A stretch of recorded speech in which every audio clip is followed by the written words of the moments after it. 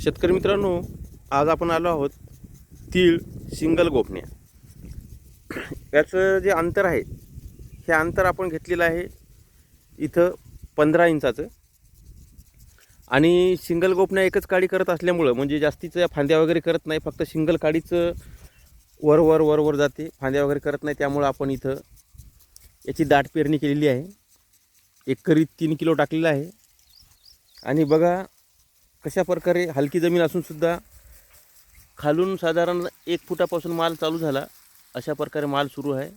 बघा आपण बघू शकता अशा प्रकारे क्वालिटी जबरदस्त आहे, चांगलं वाण आहे आणि उत्पादनसुद्धा भरपूर आहे. परंतु यावर्षी जमीन इथं हलकी आल्यामुळं आणि पलीकडचा भागही हलकाच आहे, परंतु आता तिथं पाण्याची व्यवस्था नव्हती. आता पाणी चालू केलं आहे आपण थोडं टप्प्याटप्प्यानं.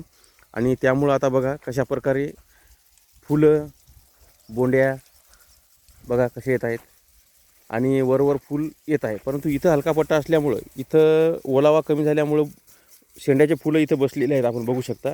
बोंड्या पण इथं कमी वाटत आहेत आपल्याला, उंची कमी वाटत आहे. कारण इथं सर्वात महत्त्वाचं म्हणजे या व्हरायटीला अंतर जास्त जमत नाही. आता इथं कसं आहे, आता बेडचं नाली आलेली आहे, म्हणजे आपण साऱ्यानं पाट्या पाडल्या त्याच्यामुळे इथं नाली आली, तर इथं बेड आल्यामुळे इथं कसं थोडीशी उंच भाग आला, ती भिंत आली बेडची, तर इथं अंतर थोडंसं जास्त वाटत आहे. आणि इकडे बघा अंतर कमी वाटत आहे. तर हे जे अंतर आहे हे 1.25 फूट अंतर एकदम चांगल्या प्रकारे आहे. आणि खताची मात्रा थोडंसं या पिकाला जास्त लागते, कारण उंच वाढतो. त्यासाठी उताराला सरळ पाट्या पाडायच्या आणि त्यामध्ये हा एकरी 3 किलो पेरायचा. तर इथं उताराला सरळ पाट्याच पाडल्या आपण, परंतु याला जर जमीन सपाट पाणी जर आपण जमिनीतून दिलं असतं तर अजून चांगल्या प्रकारे आला असता. तर अशा प्रकारे सपाट पाणी आपण देऊ शकता. आणि 4 ओळी आपण इथं घेतलेल्या आहेत. उत्पादन चांगलं येण्याची शक्यता आहे. 1.5 फुटाने आपण एकदम जबरदस्त उत्पादन येऊ शकते.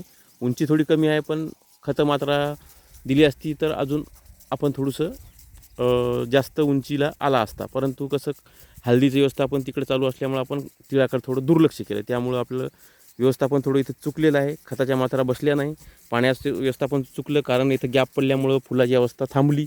आणि आता फुलं हे पाणी दिल्यानंतर तीळ साधारण कापणीलाच येईल, कारण कार्यकाळ कमी झाला, कारण आपण याला गॅप दिला पाण्यामध्ये आणि खतामध्ये. त्याच्यामुळं आता लवकर येण्याची शक्यता आहे.